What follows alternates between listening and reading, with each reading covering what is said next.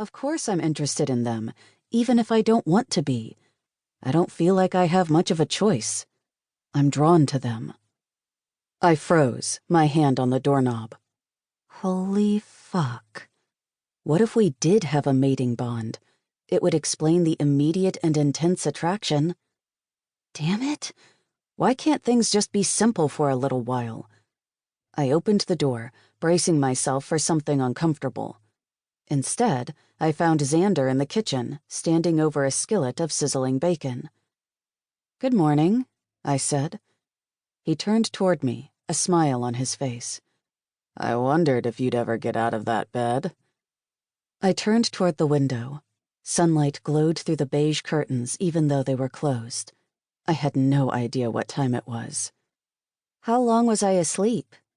"A full day," he said as he lifted the bacon off the pan with a fork. "I've never seen anyone sleep that long, not even a human." A surprising flicker of jealousy rose in the pit of my stomach. "Do you watch a lot of women sleep?" He laughed. "I'm not usually the sleepover type." Yet here you are. I looked around and noticed Elias wasn't in view. "Alone?" "Yeah, your demon left after you fell asleep," he said. "My demon?" I wasn't sure I could call him that. There was so much unsaid between us. Xander dug in a grocery bag on the counter. There were a dozen bags full of food and household supplies. It looked like he'd moved in. "You went shopping?" "If we're stuck here a while, we needed some basics," he said. "Wait, you're planning on staying?" I asked. "You have a pack to run, don't you?" He set a carton of eggs on the counter, then turned to me. "What I said last night is true. You're my mate, Skylar, which means you are my pack.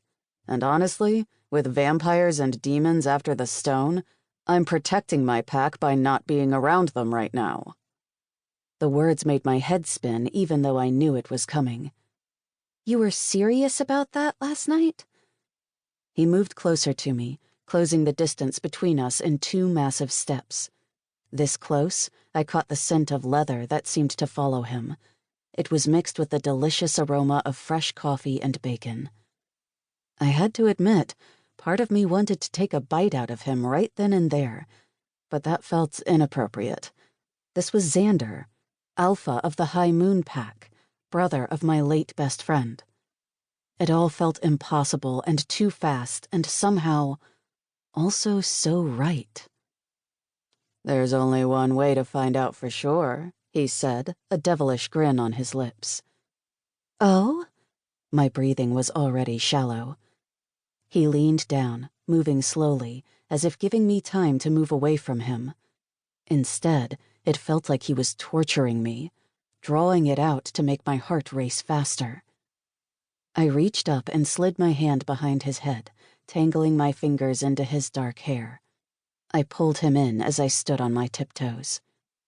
Our lips made contact. His kiss was more tender than I expected, and it felt like I was being pulled into him. My lips parted, moving in time with his. The pressure intensified, the kiss moving from testing the waters to full-on jumping in. With both feet. My hand moved down his muscled back and I longed to be closer to him, to feel his body pressed against mine. My skin felt hot and tingles spread low in my belly. I wanted more. I needed more. Xander's hand moved to the back of my neck, his fingers dipping under the neckline of my shirt. He brushed against the sensitive skin of my back a moment before removing his hand.